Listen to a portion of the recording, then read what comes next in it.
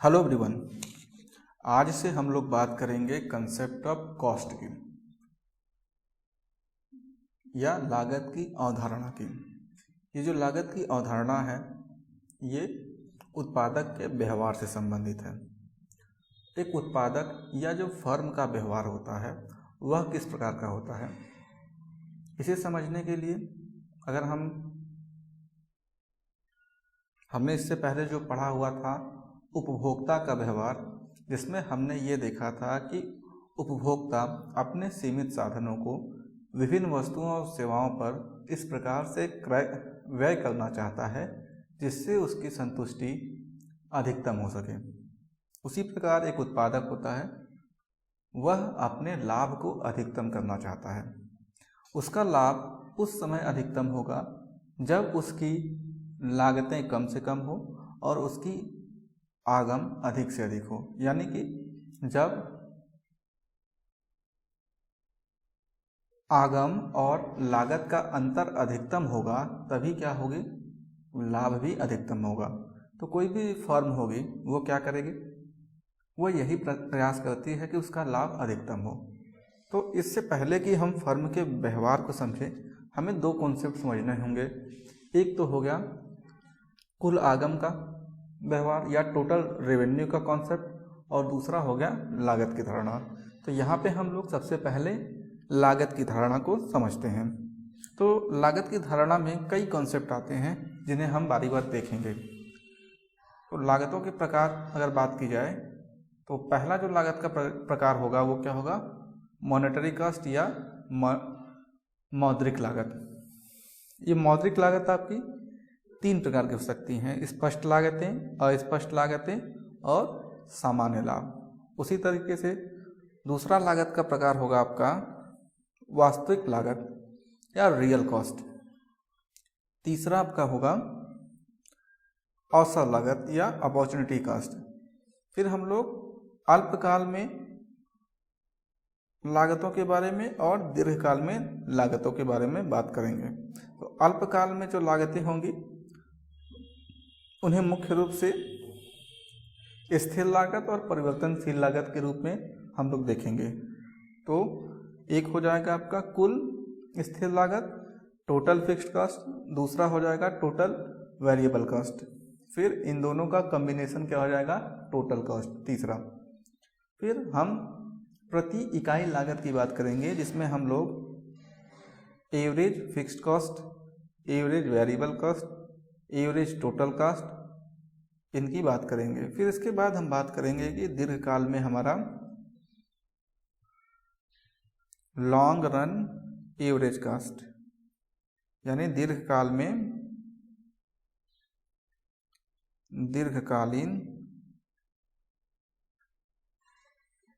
औसत लागत वक्र, और LRMC long run marginal cost, दीर्घकालीन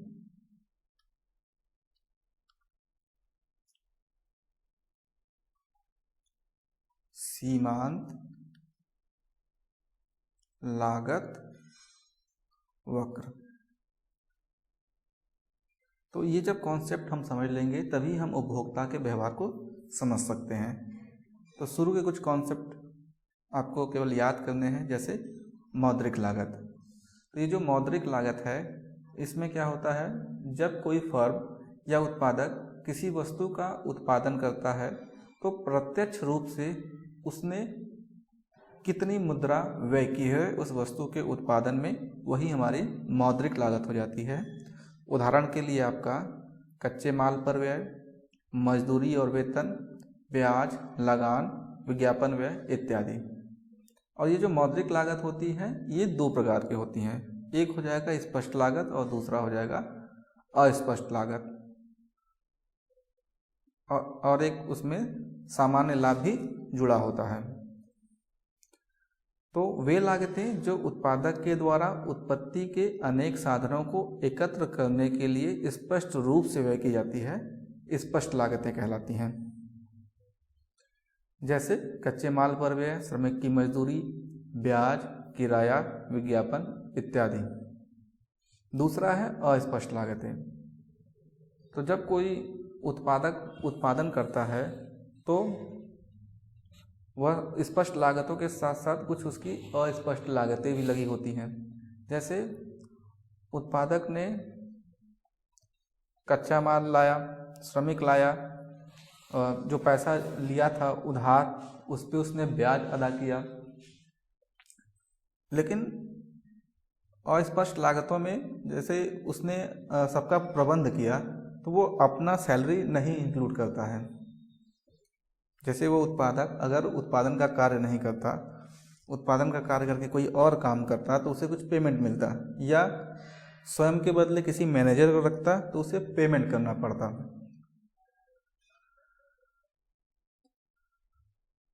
तो इस प्रकार की लागतें जो कि सन्निहित लागतें होती हैं, इम्प्लिसिट कॉस्ट होती हैं, उसे अस्पष्ट लागतें कहते हैं। तो इसकी परिभाषा लिखी हुई है, वे लागतें जिनका उत्पादक को प्रत्यक्ष रूप से भुगतान नहीं करना पड़ता किंतु उत्पादक इनका प्रयोग स्वयं द्वारा एकत्र करके करता है। जैसे उत्पादक द्वारा स्वयं प्रदान की गई सेवा, उत्पादक द्वारा लगाई गई पूंजी एवं संपत्ति, उत्पादक द्वारा किया गया प्रबंध एवं संगठन। तो जैसे उसने स्वयं की सेवा की तो उसके बदले में उसे कोई पैसा नहीं दिया गया। साथ ही साथ अगर उसकी खुद की पूंजी रही हो, कोई उसका जमीन रहा हो, उसने जो भी प्रबंध कार्य किया इसके बदले में भी वो कोई पैसा चार्ज नहीं करता है। तो ये क्या हो गई? अस्पष्ट लागतें हो गई। एक होता है सामान्य लाभ। जब कोई वस्तु बिकती है तो जब कोई वस्तु तैयार होकर बिक जाती है और जब उत्पादक को कोई लाभ नहीं प्राप्त होता है, जितना उसकी कॉस्ट लगती है उतने के ही उसको बेच देता है, तो इसमें जो है उसकी एक लागत और शामिल होती है। कहने का मतलब ये है कि जब कोई वस्तु जितने का बनाता है उत्पादक, ठीक उतने ही रुपए में बेच देता है, फिर भी वह बिजनेस करता रहता है। ऐसा इसलिए करता रहता है क्योंकि उसे एक सामान्य लाभ हो रहा है। जैसे उत्पादन के आपके साधन होते हैं, उत्पत्ति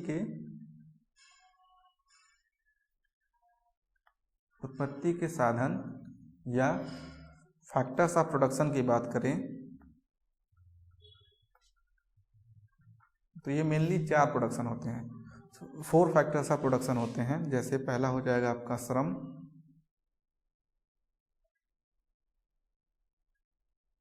पूंजी, उद्यमी और इन सबसे पहले होता है आपका भूमि। ये चारों उत्पत्ति के मुख्य साधन होते हैं। तो भूमि को क्या मिलता है आपका? भूमि को लगान मिलता है, लगान या रेंट मिलता है। श्रम को मजदूरी मिलती है, पूंजी को ब्याज मिलता है और उद्यमी को लाभ मिलता है। तो जब कोई उत्पादक अपनी वस्तु का जितने में उसने बनाया है उतने में ही बेच दे रहा है तो उस उद्यमी को एक सामान्य लाभ मिल जा रहा है। इसलिए वह उत्पादन क्रिया में लगा रहता है कि भविष्य में चलकर उसे और ज़्यादा लाभ होगा। इसलिए इसे सामान्य लाभ को भी हम लोग लागत के अंतर्गत रखते हैं। इस प्रकार हम देखते हैं कि जो कुल मौद्रिक लागत होगी वह कुल स्पष्ट लागत, सन्निहित लागत और सामान्य लाभ का योग होती है। अब अगला आता है आपका वास्तविक लागत या रियल कॉस्ट। तो जब किसी वस्तु का उत्पादन किया जाता है तो जो भी उत्पत्ति के साधन होते हैं उन्हें बहुत सारा त्याग और प्रयत्न करना पड़ता है, और ये जो त्याग और प्रयत्न होता है इसी को हम लोग वास्तविक लागत कहते हैं। और इस विचार का प्रतिपादन एल्फ्रेड मार्शल ने किया हुआ था। लेकिन जैसा कि आपने ये देखा कि त्याग और प्रयत्न जो है मनोवैज्ञानिक धारणाएं हैं और इनका गणना कर पाना बहुत ही मुश्किल है या लगभग असंभव है, तो इसलिए इसका व्यवहारिक महत्व बहुत ज़्यादा नहीं रह जाता है।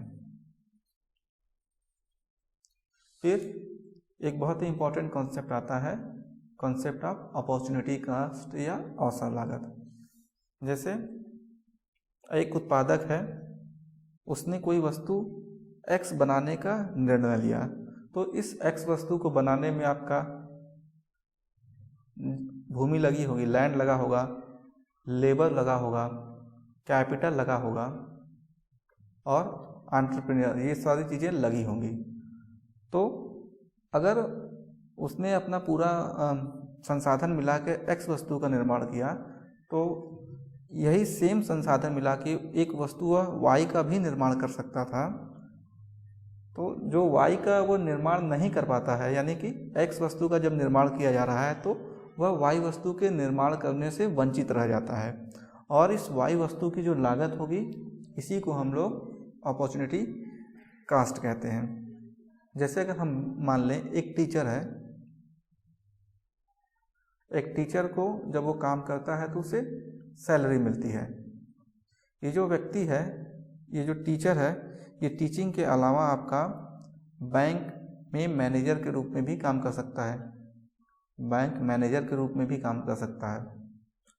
अगर बैंक मैनेजर के रूप में उसे 10,000 रुपये मिल रहा है पर मंथ, और टीचर के रूप में उसे 12,000 रुपये मिल रहा है, तो जो टीचर की अपॉर्चुनिटी कास्ट है, यानी कि उसका जो वैकल्पिक कार्य हो सकता था बैंक मैनेजर का, जिसमें उसे 10,000 रुपये मिल रहा था, यही उसकी क्या होती है, अवसर लागत होती है, अवसर लागत होती है।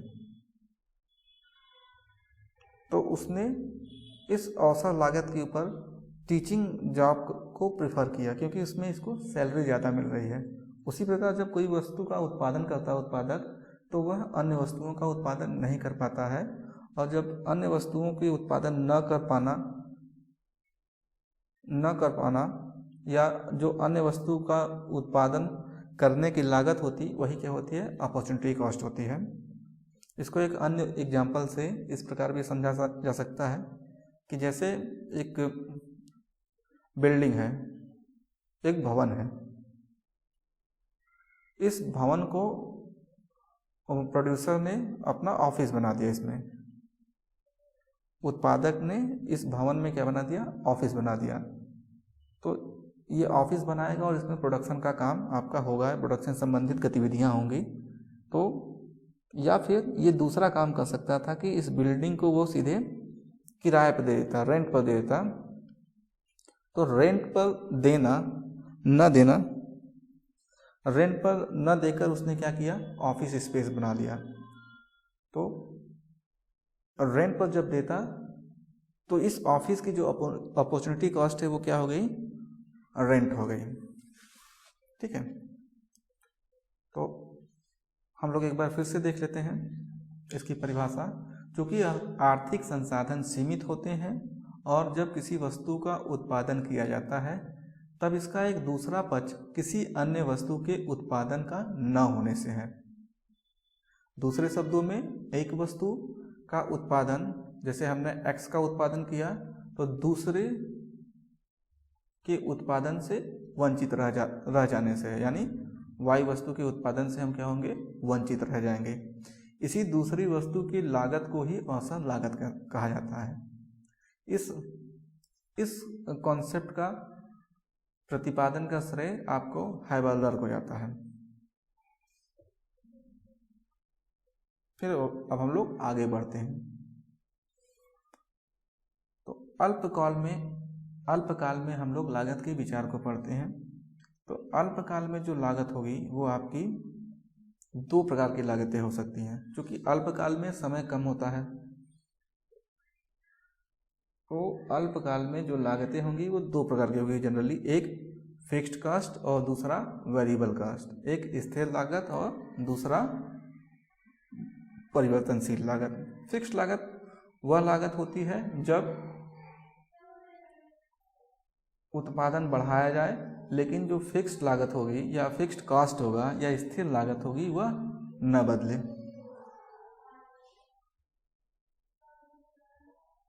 जैसे आपने प्रोडक्शन करने के लिए मशीनें खरीदी हैं, ऑफिस बनाया हुआ है, तो आप चाहे 1 यूनिट का प्रोडक्शन करो, चाहे 100 यूनिट का प्रोडक्शन करो, चाहे 1000 यूनिट का प्रोडक्शन करो, फिक्स्ड कॉस्ट आपकी वही रहेंगी, फिक्स्ड कॉस्ट नहीं बदलेंगे। तो यहाँ पे हमने डायग्राम से भी दिखाया हुआ है, एक्स अक्ष पे हमने उत्पादन को और वाई अक्ष पे लागत को या फिक्स्ड कॉस्ट को दिखाया गया है। तो एक्स अक्ष पे जैसे जैसे उत्पादन बढ़ रहा है आप देखेंगे फिक्स्ड कॉस्ट क्या है, वो फिक्स है। चाहे उत्पादन का लेवल कुछ भी हो जाए या कुछ भी उत्पादन ना हो, फिक्स्ड कॉस्ट स्थिर रहती है। फिर इसके बाद आता है total variable cost. Total variable cost उत्पादन में वृद्धि के साथ बढ़ती है और उत्पादन में कमी के साथ घटती है। जैसे आपका कच्चा माल हो गया, रॉ मटेरियल हो गया, आप जितना कच्चे माल का इस्तेमाल करोगे आपका उत्पादन उतना ही बढ़ेगा और जितने कम आप रॉ मटेरियल का इस्तेमाल करेंगे उत्पादन उतना ही कम होगा। तो इसका जब डायग्राम बनाया गया है उसमें एक्स एक्सिस पे आपका उत्पादन, वाई अक्ष पे आपका लागत या कॉस्ट को दिखाया गया है। तो शुरू में जब कोई भी उत्पादन नहीं हो रहा है तो कोई भी परिवर्तनशील लागत नहीं है, लेकिन जैसे जैसे आपका उत्पादन बढ़ रहा है वैसे वैसे आपकी कुल परिवर्तनशील लागत भी बढ़ती जा रही है। ये जो वर्टिकल लाइन्स हमने ड्रॉ की है ये क्या बता रहा है, हमारा कुल परिवर्तनशील लागत को बता रहा है।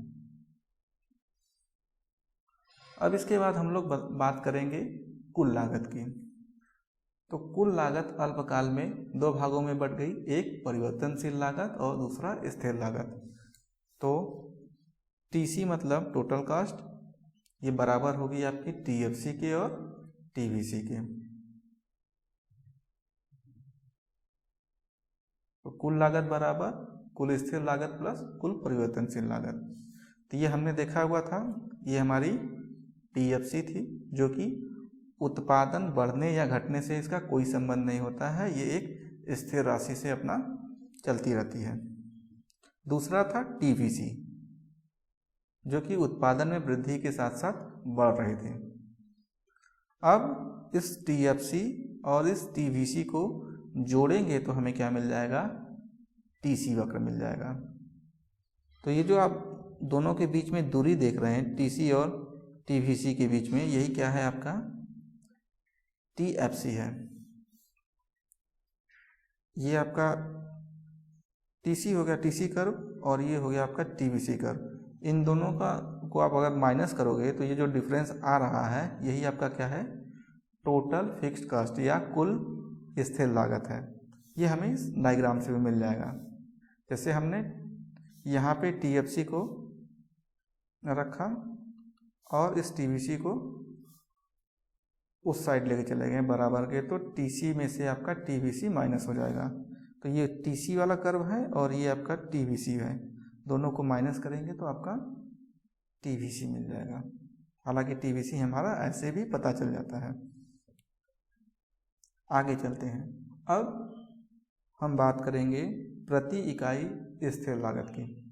तो प्रति इकाई स्थिर लागत क्या होगी, तो जिस तरीके से कुल लागत हमारी टोटल कॉस्ट 2 पार्ट में डिवाइड हुई थी, एक टीएफसी टोटल फिक्स्ड कॉस्ट, दूसरा टोटल वेरिएबल कॉस्ट, यानी जो कुल लागत थी उसको हमने 2 भागों में बांटा हुआ था, कुल स्थिर लागत और दूसरा कुल परिवर्तनशील लागत। तो अब हम ये जानना चाहते हैं कि किसी वस्तु की 1 इकाई के उत्पादन में कुल लागत कितनी आती है, एक वस्तु के उत्पादन में कुल स्थिर लागत कितनी आती है, एक वस्तु की उत्पादन में कुल परिवर्तनशील लागत कितना आता है। तो सबसे पहले बात करते हैं एवरेज फिक्स्ड कॉस्ट। तो सीधा सा बात है कि जो उत्पादन का स्तर होगा, जैसे आपने 10 वस्तुओं का निर्माण किया, इसे हम बाद में एक एग्जाम्पल से समझेंगे, पहले इसका फार्मूला देखते हैं। तो अगर हम उत्पादन के स्तर से भाग देते हैं,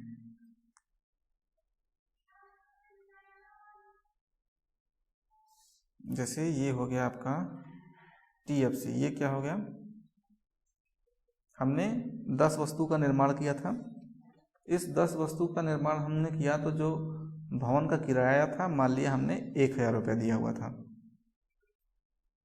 और उसके साथ ही हमारी वेरिएबल कॉस्ट थी 500 रुपीज़, 500 रुपये। तो पूछ रहा है कि जब आप 10 वस्तु का उत्पादन कर रहे हैं तो आपने कुल कॉस्ट कितना दिया, 1500 रुपया दिया, जिसमें से 1000 आपने क्या किया, आपका टोटल फिक्स्ड कॉस्ट हो गया, और 500 रुपया क्या है, ये आपका TVC हो गया। ये मैंने एक हाइपोथेटिकल एग्जाम्पल लिया हुआ है। अब आपसे कोई पूछ रहा है कि इस वस्तु के उत्पादन में आपने जो 10 वस्तु उत्पादित की हुई है, अगर आप केवल एक वस्तु उत्पादित करते तो उसकी औसत स्थिर लागत क्या होगी, बताइए। तो औसत स्थिर लागत के लिए क्या होगा, हमने किया एवरेज फिक्स्ड कास्ट बराबर जो कुल औसत लागत, कुल स्थिर लागत होगी, उसी से उत्पादन स्तर से भाग दे देंगे। तो जो कुल स्थिर लागत थी वो हमारी कितनी थी, 1000, और वो उत्पादन का स्तर कितना था हमारा, या उत्पादन कितना किया था हमने, 10।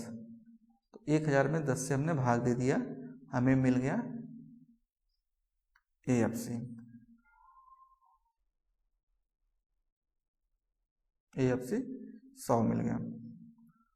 अब ये जो AFC कर्व होता है, एवरेज फिक्स्ड कास्ट होता है, जैसे जैसे आप उत्पादन बढ़ाओगे वैसे वैसे ये AFC कम होता जाएगा।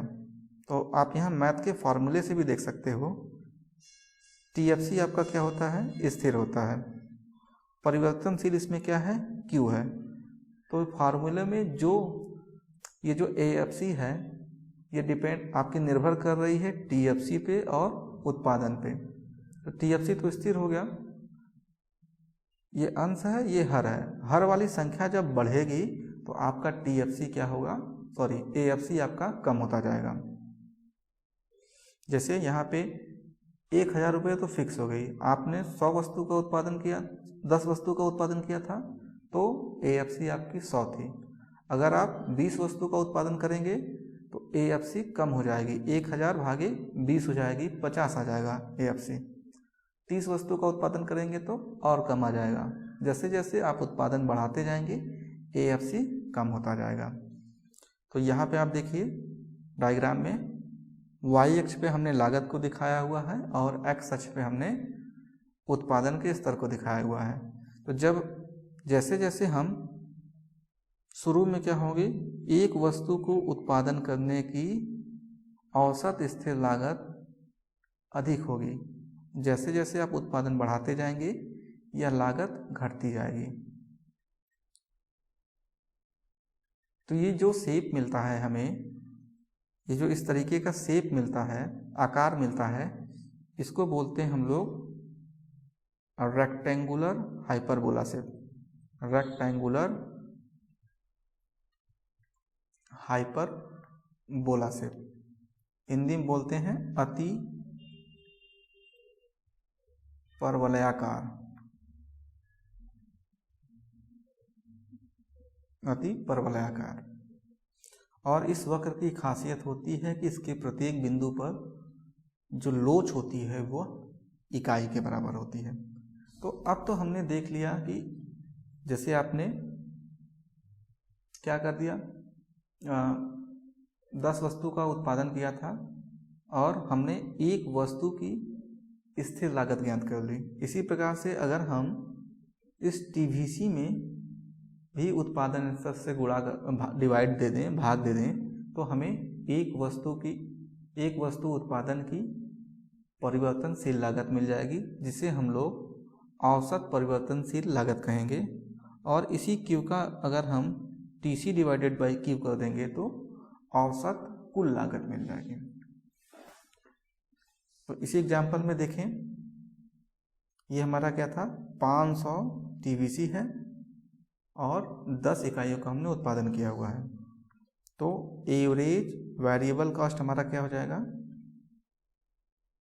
एवरेज वेरिएबल कॉस्ट बराबर आपका हो जाएगा TVC बाई Q। TVC क्या है, कुल परिवर्तनशील लागत, टोटल वेरिएबल कॉस्ट। तो यहाँ पे टोटल वेरिएबल कॉस्ट क्या है हमारा 500, और उत्पादन हमने कितने किया था 10 का। तो ये हमारा ABC क्या हो जाएगा 50 आ जाएगा। इसी प्रकार हम लोग इस वस्तु के उत्पादन की औसत कुल लागत भी निकाल सकते हैं, यानी average fixed cost, average total cost ATC, जिसे शॉर्ट में हम लोग AC कह देते हैं, निकाल सकते हैं। तो AC बराबर क्या हो जाएगा आपका TC by Q। Total cost क्या है आपकी, total fixed cost plus total variable cost, 1500 भागे 10, तो ये आपका 150 आ जाएगा। तो ये तो मैथमेटिकली हमने समझ लिया। अब इसकी परिभाषा भी एक बार हम लोग देख लेते हैं। तो ये क्या है आपका औसत परिवर्तनशील लागत, यानी किसी वस्तु के को उत्पादित करने, किसी वस्तु की एक इकाई उत्पादन करने में परिवर्तनशील लागत कितना आ रहा है, उसी को क्या बोलते हैं हम लोग औसत परिवर्तनशील लागत। इसका फार्मूला सिंपल सा होता है TVC बाई Q, यानी कुल परिवर्तनशील लागत बटा उत्पादन। तो इसका जो शेप होता है वो कैसा होता है, U आकार का होता है या U शेप का होता है। U शेप के होने का मतलब जब आप उत्पादन बढ़ाएंगे तो शुरू में, जब आप उत्पादन करेंगे तो शुरू में जो कॉस्ट होगी वो क्या होगी, अधिक होगी। ये जो वर्टिकल लाइन आ रही है ये हमें क्या बता रही है, कॉस्ट बता रही है। तो जैसे जैसे आप उत्पादन बढ़ाओगे ये कम होती जाएगी। एक बिंदु पर जो एवरेज वेरिएबल कॉस्ट है वो मिनिमम हो जाएगा। फिर इसके पश्चात अगर हम उत्पादन को बढ़ाते रहेंगे तो ये वेरिएबल कॉस्ट बढ़ती जाएगी।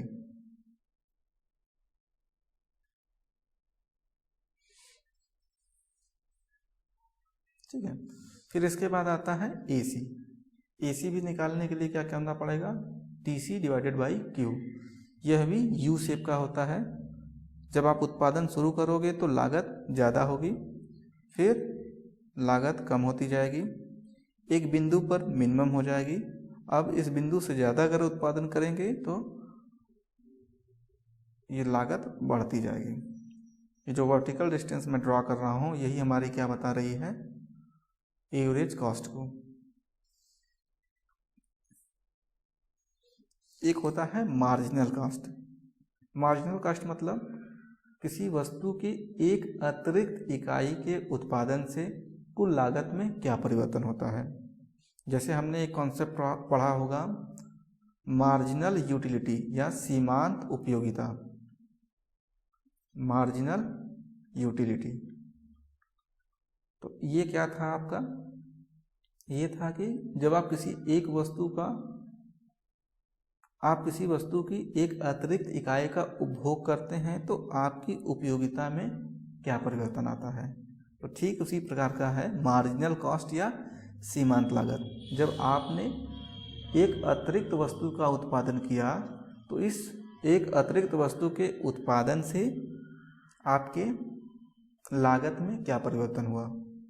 तो जैसा फार्मूला मार्जिनल यूटिलिटी निकालते समय आपने प्रयोग किया होगा, ठीक वैसा ही फार्मूला अब मार्जिनल कॉस्ट निकालते वक्त भी करेंगे। ये आपका हो जाता है जैसे TUN माइनस TUN माइनस। अगर आपको याद हो तो ये फार्मूला था मार्जिनल यूटिलिटी का। NV इकाई की सीमांत उपयोगिता NV इकाई की कुल उपयोगिता माइनस N-1 इकाई की कुल उपयोगिता के अंतर के बराबर होता है। दूसरा फार्मूला क्या होता था हमारा MU का, MU बराबर डेल्टा TU बाई Q। यानी जैसे जैसे हम वस्तु का वस्तु के एक अतिरिक्त इकाई में वृद्धि के परिणाम स्वरूप कुल,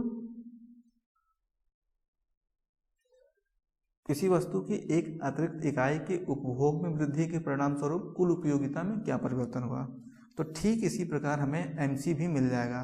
तो MC बराबर क्या हो जाएगा, TCn माइनस TCn-1, यानी NV इकाई की सीमांत लागत N इकाई की कुल लागत माइनस N-1 इकाई की कुल लागत के बराबर होगी। दूसरा आपका क्या हो जाता है, MC बराबर delta TC by delta Q या DTC बाई DQ। जिन लोगों ने अवकलन पढ़ा होगा उन्हें यहाँ पे समझ में आ जाएगा। तो ये जो MC कर्व होता है वह भी क्या होता है, U शेप का होता है। शुरू में सीमांत लागत ज़्यादा होती है और जैसे जैसे उत्पादन बढ़ता जाता है यह घटती जाती है, एक बिंदु पर मिनिमम हो जाती है, फिर उसके पश्चात सीमांत लागत बढ़ती जाती है। ये इस डायग्राम में हमने सभी डायग्राम को एक साथ बना दिया। ये आपका AFC है, AFC डायग्राम है। तो ये जो AFC कैसा था आपका, रेक्टेंगुलर हाइपरबोला शेप या अति परवलयकार आकार का था। तो जब भी आप डायग्राम बनाएं तो उस डायग्राम के नेचर को समझने की कोशिश करें। तो इसका नेचर कैसा है, जैसे जैसे उत्पादन बढ़ेगा वैसे वैसे ये कम होती जा रही है।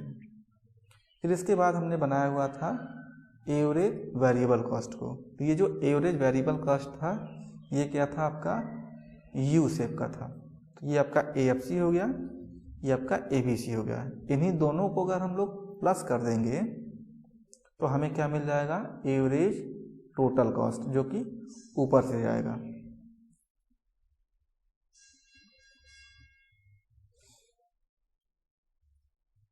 तो एक संबंध होता है आपका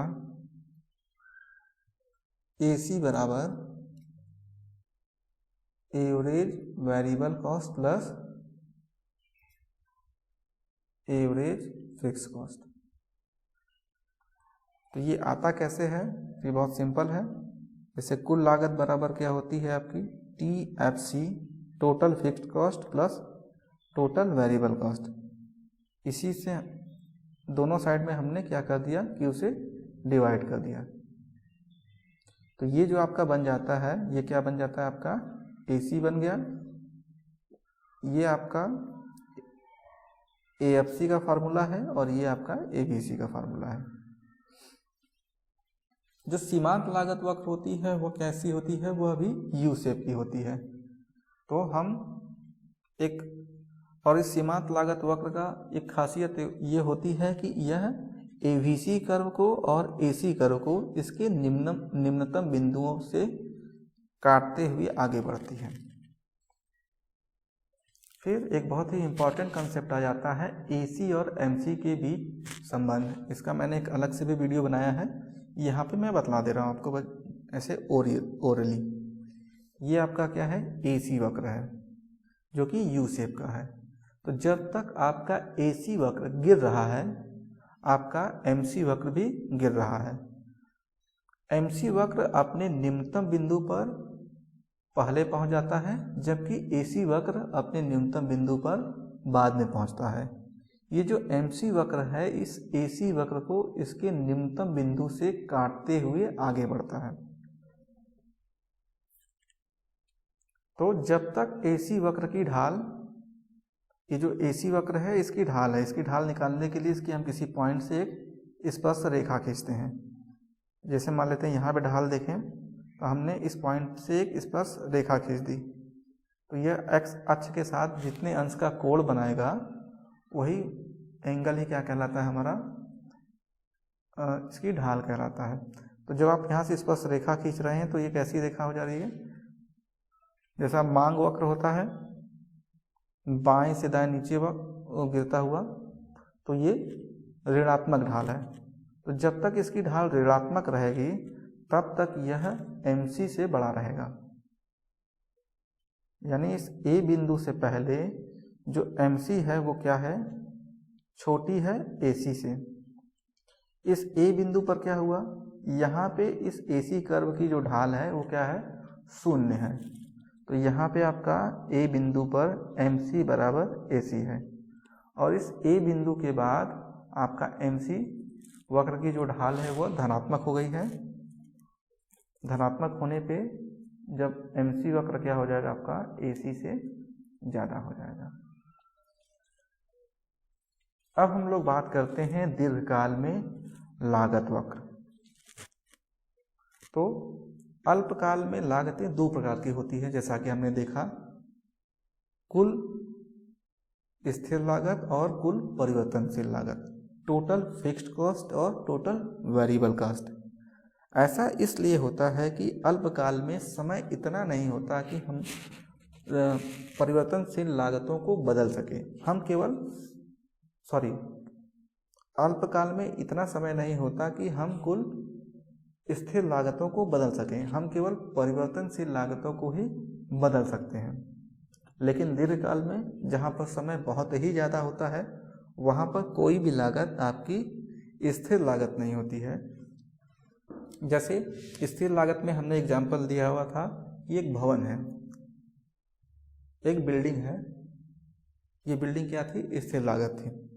लेकिन अगर हम लॉन्ग टर्म की बात करें तो समय हमारे पास बहुत ज़्यादा है, हम दूसरी बिल्डिंग भी बना सकते हैं, तीसरी बिल्डिंग भी बना सकते हैं, बहुत सारी मशीनें खरीद सकते हैं। तो अल्पकाल में समय ज़्यादा कम होने की वजह से लागतें 2 प्रकार की होती हैं, जबकि दीर्घकाल में समय ज़्यादा होने की वजह से कोई भी लागत स्थिर लागत नहीं होती, सभी लागतें परिवर्तनशील लागत होती है।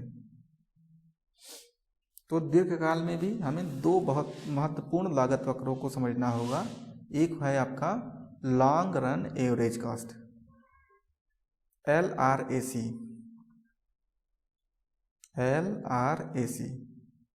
दीर्घकालीन औसत लागत वक्र। तो इसका भी फार्मूला जैसे आपने AC देखा हुआ था, उसी तरीके से ये भी है आपका। AC में आपने क्या किया था, TC भागे Q कर दिया था। तो यहाँ पे हम क्या कर देंगे, LRAC बराबर LTC बाई Q, यानी long run total cost divided by Q। Long run में जो लागत आ रही है उससे अगर Q से भाग दे दें तो हमें LAC मिल जाएगी।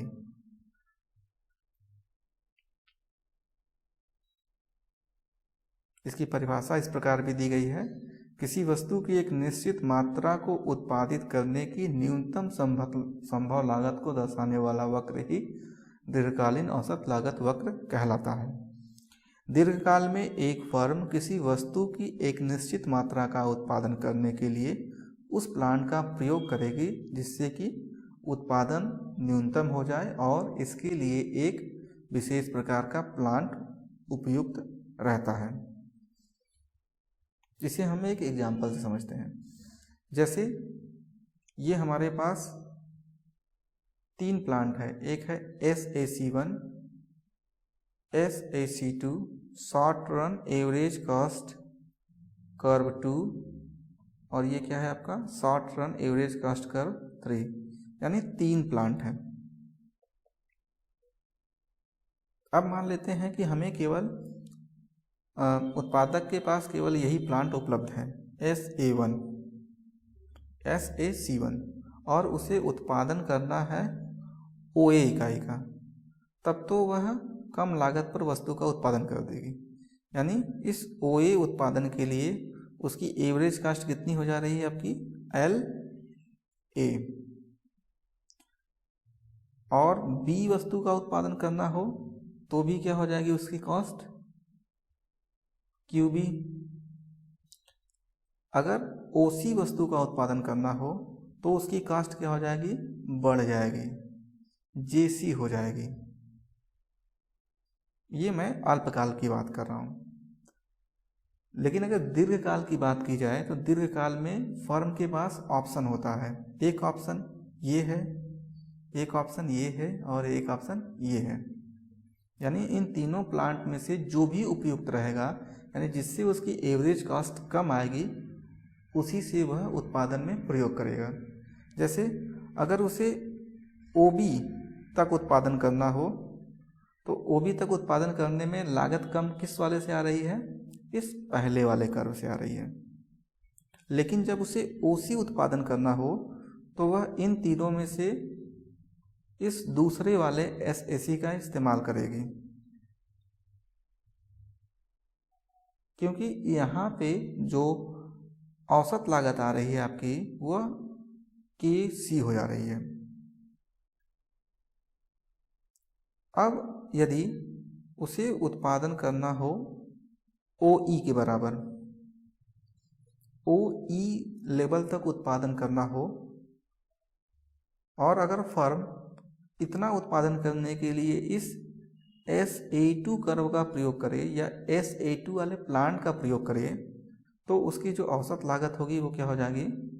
काफ़ी ज़्यादा हो जाएगी। जैसे मान लेते हैं ये FE हो जाएगी।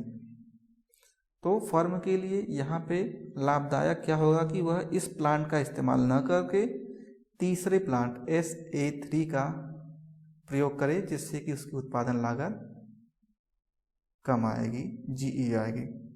तो दीर्घकाल में फर्म के पास ये ऑप्शन मौजूद होते हैं कि वह विभिन्न संयोगों में से यह चूज कर सके कि उसके लिए उसकी औसत लागत कहाँ पे कम आ रही है। तो जनरली क्या होता है कि जब कम उत्पादन करना होता है तो वह छोटे प्लांट का इस्तेमाल करती है और अधिक उत्पादन करने के लिए बड़े प्लांट का इस्तेमाल करती है दीर्घकाल में। लेकिन अल्पकाल में समय इतना नहीं रहता है, उसके पास केवल यदि बड़ा प्लांट है तो बड़ा प्लांट ही रहेगा, छोटा प्लांट है तो छोटा प्लांट ही रहेगा। तो उसे उत्पादन ज़्यादा करना हो या कम करना हो, वह सेम प्रकार के प्लांट से ही उत्पादन करेगा, जिससे कि उसकी लागत न्यूनतम नहीं हो पाती है, जबकि दीर्घकाल में वह अपनी लागत को न्यूनतम कर पाने में संभव हो जाता है। अब बात करते हैं कि जो लॉन्ग रन एवरेज कास्ट है LAC या LRAC, इसका शेप कैसा होता है, इसका आकार कैसा होता है। तो आप ये देखिए जो बड़ा वाला डायग्राम बना हुआ है थोड़ा डार्क लाइन से, ये वाला, ये हमारा LAC कर्व है। तो इसका जो शेप है वह भी कैसा है? U शेप का है। लेकिन अंतर क्या है कि यह ज़्यादा फैला हुआ है, ज़्यादा फ्लैट है। U जैसे ऐसे बना होता है शॉर्ट वाला, तो लॉन्ग वाला U इस तरीके से बना होगा फ्लैट में। तो इस वक्र का हमें नेचर समझना होगा। तो ये जो वक्र बनता है LAC, ये short run average cost curve के सहारे ही बनता है, यानी कि अल्पकालीन औसत लागतों के सहारे ही बनता है। तो जब ये LAC वक्र आपका गिर रहा होता है तो वह किसी न किसी SAC वक्रों को टच करता हुआ जाता है। अब सवाल ये उठता है कि वह SAC के किन बिंदुओं को टच करता हुआ जाएगा। तो आप यहाँ देख रहे होंगे, यहाँ से लेकर इस P बिंदु तक ये जो LAC कर्व है यह गिर रहा है।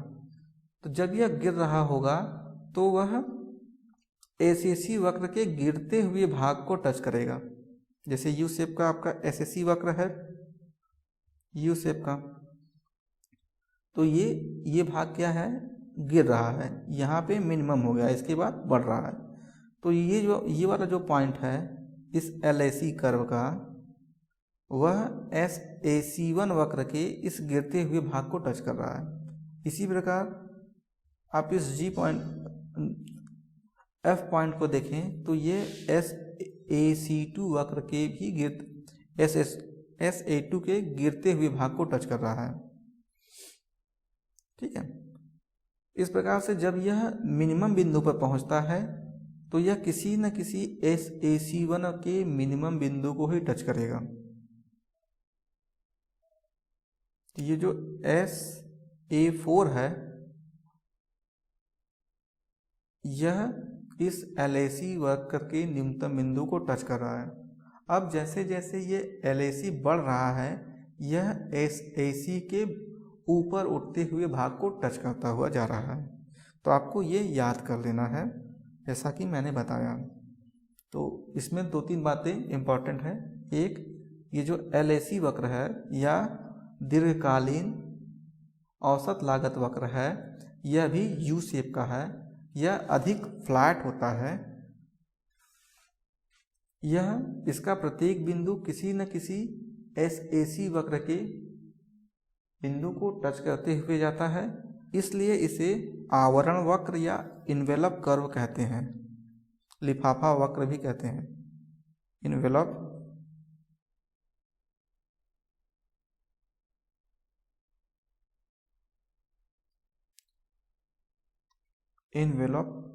कर्व या लिफाफा वक्र या आवरण वक्र, लिफाफा वक्र भी कहते हैं।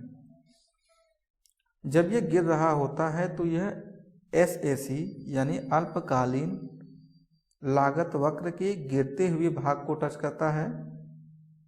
जब निम्नतम बिंदु पर होता है तो यह अल्पकालीन औसत लागत के निम्नतम बिंदु को टच करता है। जब यह ऊपर उठता हुआ होता है तो यह अल्पकालीन औसत लागत वक्र के ऊपर उठते हुए भाग को टच करते हुए जाता है।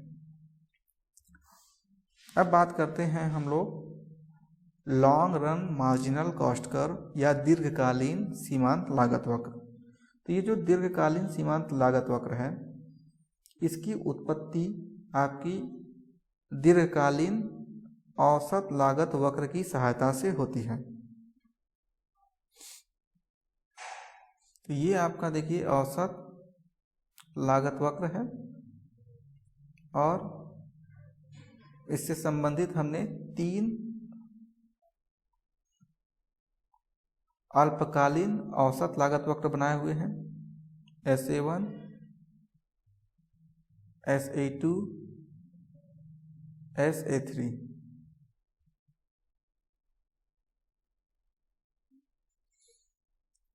तो जब ये LAC1 वक्र गिर रहा है तो इस SAC1 वक्र को के गिरते बिंदु A1 पे टच कर रहा है।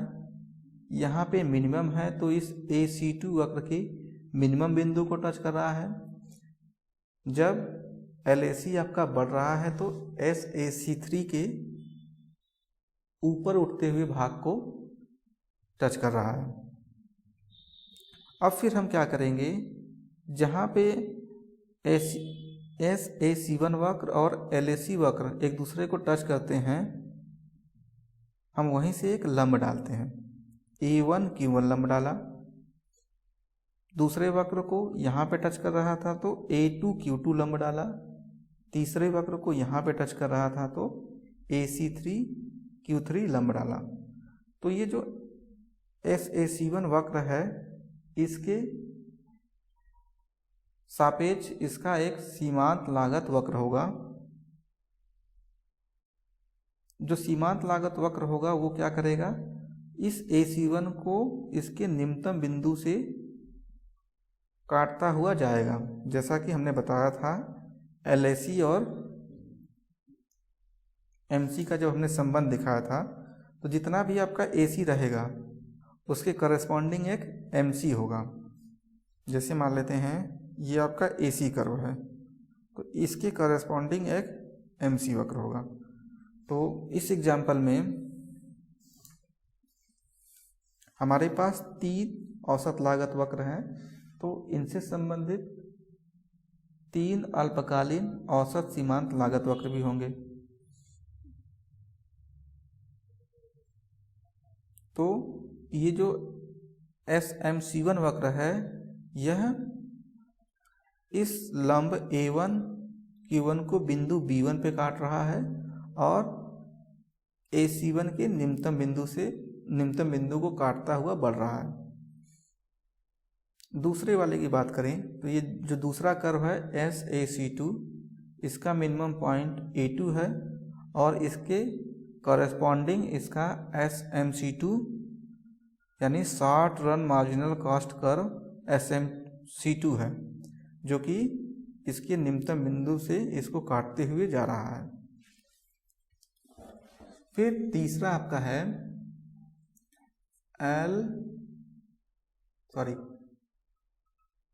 SAC3। यह A3 बिंदु पे स्पर्श कर रहा है और इसके करस्पॉन्डिंग इसका सीमांत लागत वक्र SMC3 है, जो कि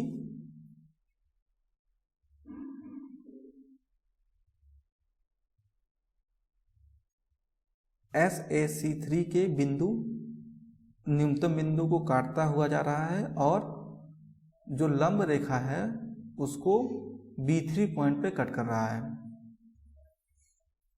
तो जब हम B1, A2 और B3 पॉइंट को मिला देंगे और यही जो रेखा हमारी आएगी, यही क्या हो जाएगी, हमारी long run marginal cost curve.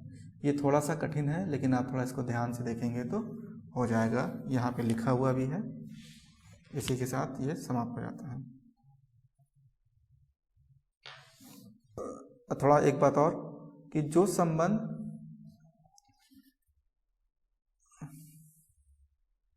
संबंध हमने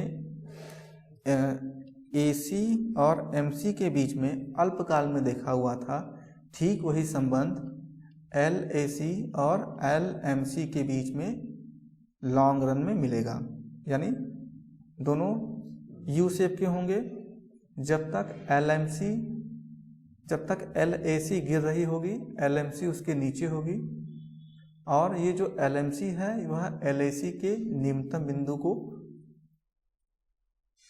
काटती हुई आगे जाएगी।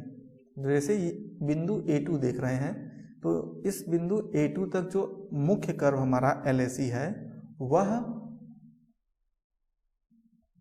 गिर रहा है। तो जब तक ये कर्व गिर रहा है या इसकी ढाल ऋणात्मक है, तब तक जो LMC कर्व है, ये डॉटेड लाइन में आपकी कौन सी कर्व है, LMC long run marginal cost curve, या इसी को कहीं कहीं LRMC भी लिख देता है। यह क्या है, इस A2 बिंदु से पहले तक आपका LRMC LRAC से क्या है, कम है। बिंदु A2 के बाद जब LAC वक्र की ढाल धनात्मक हो जाती है, तो उस समय जो LMC वक्र है वह LAC वक्र से ज़्यादा हो जाता है, और बिंदु A2 जो कि LAC वक्र का न्यूनतम बिंदु है, यहाँ पर LMC और LAC क्या है, बराबर है। तो ये जो पॉइंट है आपका, तो एक ही केवल ऐसा औसत लागत वक्र होगा जो एक ही अल्पकालीन औसत लागत वक्र ऐसा होगा जो कि दीर्घकालीन औसत लागत वक्र के न्यूनतम बिंदु का न्यूनतम बिंदु होगा। तो यहाँ पे आप देखेंगे इस पॉइंट पर, तो LRAC बराबर SAC2, यानी इसका जो लोएस्ट पॉइंट है वह SAC2 का भी लोएस्ट पॉइंट है, और ऐसा केवल एक ही वक्र है। इसके बाद SMC2, इसके कॉरेस्पॉन्डिंग एक इस SAC2 के कॉरेस्पॉन्डिंग इसका सीमांत लागत वक्र SMC2 है, और जो कि और इसी पॉइंट से LMC भी काटते हुए जा रहा है। अब इसको एक दो बार देखेंगे तो समझ में आ जाएगा। Thank you.